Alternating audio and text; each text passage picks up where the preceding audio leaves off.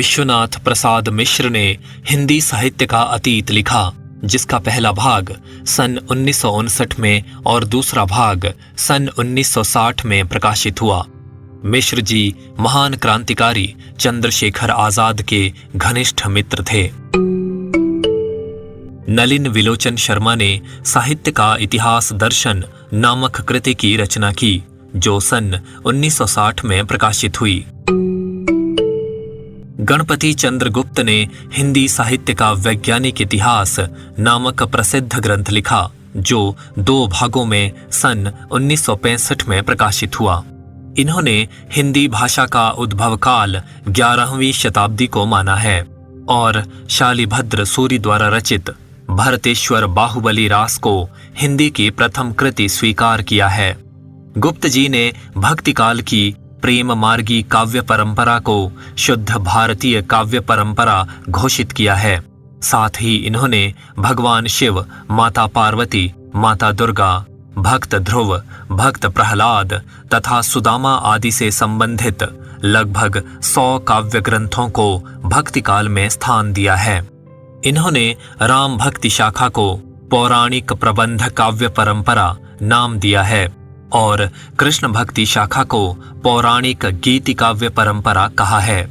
इन्होंने सूफी साहित्य को रोमांसिक कथा काव्य परंपरा की संज्ञा दी है।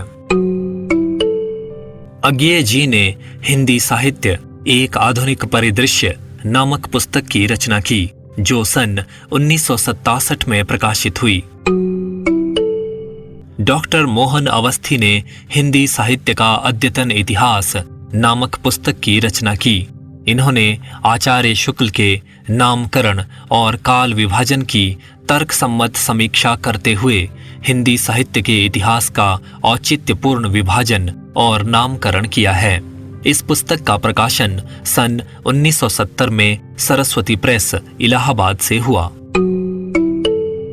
श्री नारायण चतुर्वेदी ने सितंबर 1972 में हिंदुस्तानी एकेडमी इलाहाबाद की व्याख्यान माला योजना के अंतर्गत आधुनिक हिंदी साहित्य का प्रथम चरण विषय पर 3 व्याख्यान प्रस्तुत किए।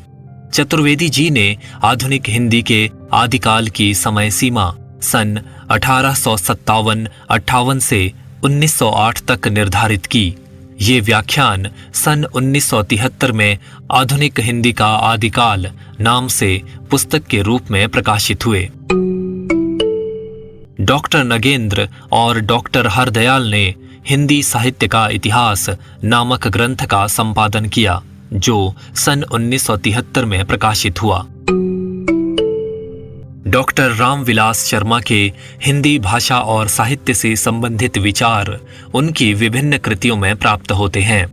इनमें से मुख्य कृतियां हैं सन 1977 में प्रकाशित महावीर प्रसाद द्विवेदी और हिंदी नवजागरण, सन 1985 में प्रकाशित लोक जागरण और हिंदी साहित्य, सन 1986 में प्रकाशित हिंदी जाति का साहित्य तथा भारतीय साहित्य के इतिहास की समस्याएं।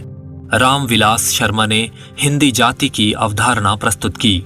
इन्होंने स्पष्ट किया कि हिंदी, बांग्ला, मराठी, तमिल आदि भाषाएं बोलने वाले समुदायों को जाति कहते हैं। इसलिए हिंदी साहित्य हिंदी जाति का साहित्य है। हिंदी जाति के साहित्य का इतिहास हिंदी जाति के वृहद सांस्कृतिक इतिहास का ही अंग है। इन्होंने पूर्व मध्यकाल अथवा भक्ति काल को लोक जागरण काल कहा है। डॉक्टर विश्वनाथ त्रिपाठी ने हिंदी साहित्य का सरल इतिहास नामक कृति की रचना की, जो सन 1986 में प्रकाशित हुई। इसे सन 2003 में हिंदी साहित्य का इतिहास सामान्य परिचय नाम से पुनः प्रकाशित किया गया। सन 2011 में प्रकाशित इनकी पुस्तक व्योमकेश दरवेश आचार्य हजारी प्रसाद द्विवेदी की जीवनी है। इसका उपशीर्षक हजारी प्रसाद द्विवेदी का पुण्य स्मरण रखा गया है। कहा जाता है कि ये हिंदी साहित्य के क्षेत्र में अब तक लिखी गई 3 सर्वश्रेष्ठ जीवनियों, कलम का सिपाही, निराला की साहित्य साधना तथा आवारा मसीहा के बाद उसी कड़ी में चौथी श्रेष्ठ जीवनी है। इस पुस्तक में रचना और रचनाकार शीर्षक के अंतर्गत विश्वनाथ त्रिपाठी द्वारा द्विवेदी जी पर लिखे गए आलोचनात्मक आलेख भी संकलित हैं। रामस्वरूप चतुर्वेदी ने हिंदी साहित्य और संवेदना का विकास नामक ग्रंथ रचा, जिसका प्रकाशन सन 1986 में हुआ। डॉक्टर बच्चन सिंह ने आधुनिक हिंदी साहित्य का इतिहास नामक कृति की रचना की, जो सन 1986 में प्रकाशित हुई। डॉक्टर बच्चन सिंह की दूसरी महत्वपूर्ण और प्रसिद्ध कृति हिंदी साहित्य का दूसरा इतिहास है। इसका प्रकाशन सन 1996 में हुआ। लेखक ने इस कृति में हिंदी साहित्य के इतिहास को एक नई नजर से देखने की कोशिश की है। इस इतिहास ग्रंथ की कुछ विशेषताएं इस प्रकार हैं। लेखक ने आदिकाल को अपभ्रंश काल कहा है और काव्य के साथ साथ गद्य पर भी बेबाकी से विचार किया है। हिंदी के भक्ति काल का विवेचन अखिल भारतीय भक्ति आंदोलन के संदर्भ में किया गया है। भक्ति के उदय के कारणों पर भी नई दृष्टि से विचार किया गया है। इतिहास का सबसे मौलिक अंश रीतिकाल का विवेचन है, जिसमें हिंदी के रीति काव्य के साथ ही उर्दू के रीति काव्य का भी समावेश कर लिया गया है। इसके अलावा रीति काव्य के विभाजन में भी नई दृष्टि से काम लिया गया है। आधुनिक काल का आरंभ सन 1857 के प्रथम स्वाधीनता संग्राम से मानते हुए लेखक ने इस काल का उपविभाजन नवजागरण युग, स्वच्छंदतावाद युग तथा उत्तर स्वच्छंदतावाद युग के नाम से किया है। उत्तर स्वच्छंदतावाद युग के अंतर्गत प्रगतिवाद, प्रयोगवाद, नई कविता और उत्तर आधुनिकतावाद का विवेचन है। गद्य साहित्य का विवेचन करते समय लेखक ने हिंदी साहित्य के आदिकाल से ही गद्य की विकास परंपरा को रेखांकित किया है। ये ग्रंथ हिंदी के प्रमुख साहित्यकारों और साहित्यिक कृतियों का मौलिक दृष्टि से मूल्यांकन भी प्रस्तुत करता है। डॉक्टर विजयेंद्र स्नातक ने हिंदी साहित्य का इतिहास नामक ग्रंथ की रचना की। इस ग्रंथ के प्रकाशन की योजना साहित्य अकादमी दिल्ली द्वारा सन 1957 में बनाई गई थी, लेकिन बहुत से परिवर्तनों और लेखन समस्याओं से गुजरकर अंततः इसका प्रकाशन सन 1996 में हुआ। हिंदी साहित्य का आधा इतिहास नामक ग्रंथ की रचना डॉक्टर सुमन राजे ने की है। ये ग्रंथ सन 2003 में प्रकाशित हुआ था। इस कृति में साहित्यकारों के आधे भाग यानी महिला साहित्यकारों के योगदान को प्राचीन और आधुनिक साहित्य में रेखांकित करने का प्रयास किया गया है और उन्हें साहित्य के इतिहास में स्थान देने की आवश्यकता पर बल दिया गया है। इस पुस्तक की भूमिका में लिखा गया है कि लेखिका इसे आधा इतिहास कहने पर जोर देती है, परंतु ये आधा होना इसका आकार नहीं, एक दृष्टि है, दर्शन है जो पूर्ण के रूबरू है। इसलिए पहली बार वैदिक ऋषिकाएं, बौद्ध थेरियां, प्राकृत गाथाकार, संस्कृत कवयित्रियां और नव्य भारतीय भाषाओं की भक्त, संत, रानियां और वेश्याएं सब की सब दर्द की एक रेखा पर खड़ी होकर अपनी और जग की बात करती हुई सुनी जा सकती हैं। ये पहली बार है कि लोकगीतों को महिला लेखन का साक्ष्य मानते हुए उसे इतिहास में दर्ज किया गया है। उसमें इतिहास तलाशा गया है और जन इतिहास की खोज की गई है। और ये भी पहली बार है कि महिला लेखन का एक समूचा सांस लेता हुआ सौंदर्य शास्त्र भी हमें हासिल हुआ है। हिंदी साहित्य का आधा इतिहास महिला लेखन के बने बनाए पूर्वाग्रहों को तोड़ता है, सांचों को नकारता है, मिथकों को बदलता है और एक नए रचना कर्म का आविष्कार करता है। नागरी प्रचारिणी सभा काशी के द्वारा वर्ष 1953 में हिंदी साहित्य का बृहत इतिहास नामक ग्रंथ की योजना निर्धारित और स्वीकृत की गई। इससे पहले हिंदी शब्द सागर और हिंदी विश्वकोश जैसी बड़ी परियोजनाओं पर कार्य किया जा चुका था।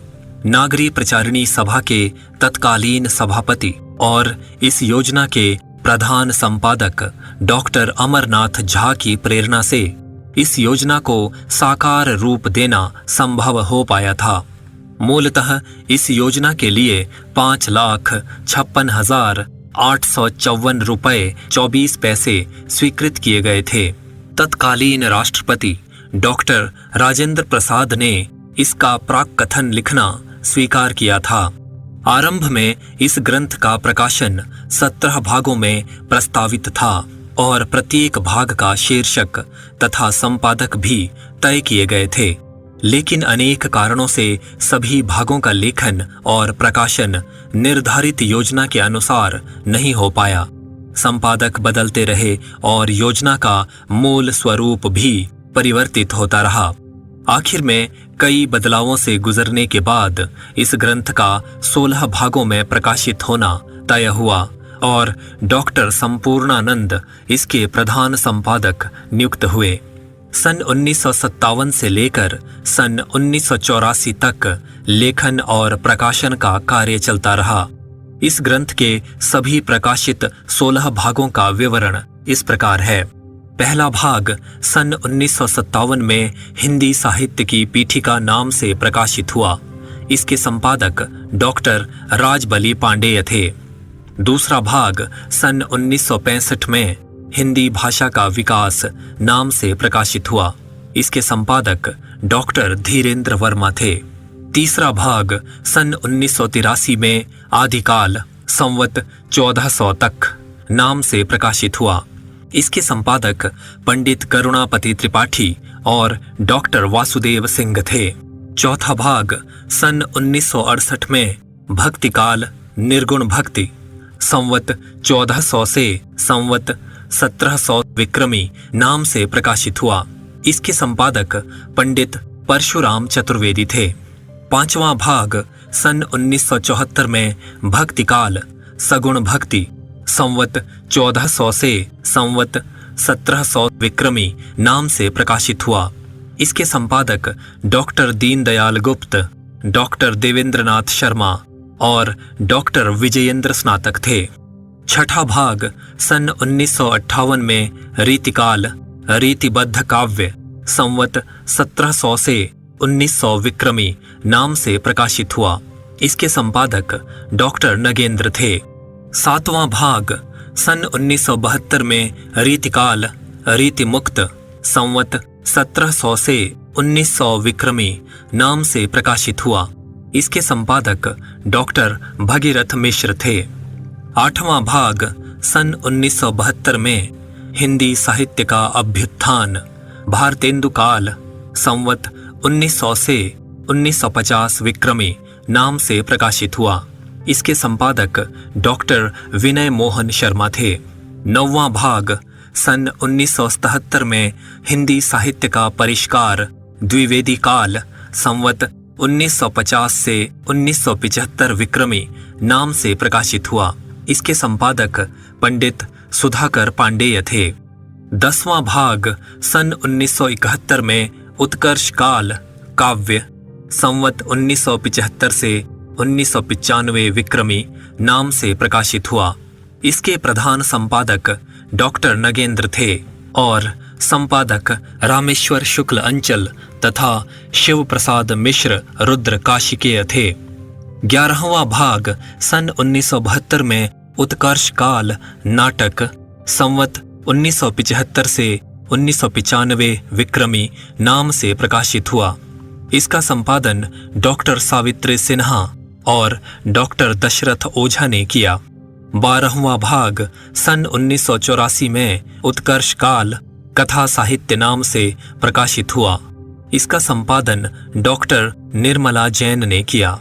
13वां भाग सन 1965 में उत्कर्ष काल समालोचना निबंध और पत्रकारिता संवत 1975 से 1995 विक्रमी नाम से प्रकाशित हुआ। इसके संपादक डॉक्टर लक्ष्मी नारायण सुधांशु थे। 14वां भाग सन 1970 में अद्यतन काल संवत 1995 से 2017 विक्रमी नाम से प्रकाशित हुआ। इसके संपादक डॉक्टर हरवंश लाल शर्मा और डॉक्टर कैलाश चंद्र भाटिया थे। 15वां भाग सन 1979 में आंतर भारतीय हिंदी साहित्य नाम से प्रकाशित हुआ। इसके संपादक डॉक्टर नगेंद्र थे। 16वां भाग सन 1960 में हिंदी का लोक साहित्य नाम से प्रकाशित हुआ। इसके संपादक महापंडित राहुल सांकृत्यायन और डॉक्टर कृष्णदेव उपाध्याय थे।